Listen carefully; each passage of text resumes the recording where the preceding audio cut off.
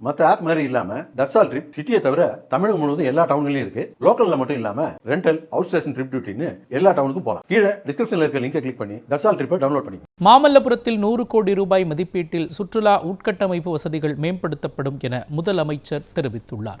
செங்கல்பட்டு மாவட்டம் மாமல்லபுரத்தில் 2 நாட்கள் நடைபெறும் உலகளாவிய சுற்றுலா மாநாட்டை முதலமைச்சர் தொடங்கி வைத்தார்.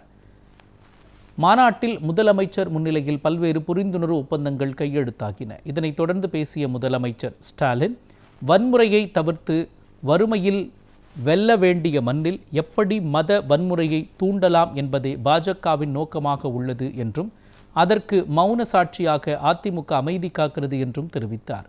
இருமொழி கொள்கையை அண்ணா நிலைநாட்டிய மாநிலத்தில் ஹிந்தியை திணிக்கும் முயற்சியில் பாஜக அரசு தீவிரமாக இருக்கிறது என்றும் தெரிவித்தார்.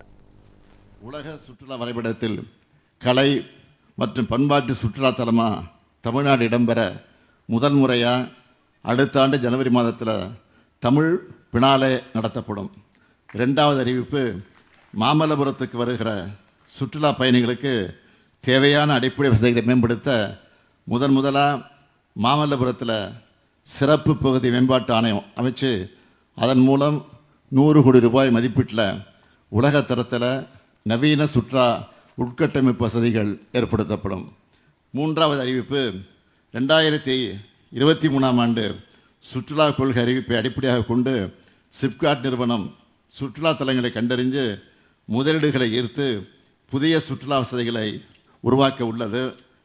இதோட முதல் கட்டமாக கன்னியாகுமரி, கள்ளக்குறிச்சி, ஈரோடு மற்றும் தூத்துக்குடி ஆகிய மாவட்டங்களில் 4 சிறப்பு இடங்கள் அடையாளம் கண்டறியப்பட்டு முதலீடுகளை ஈர்க்க விருப்பப்பதிவு கோரிக்கைகள் அழைக்கப்பட்டிருக்கு.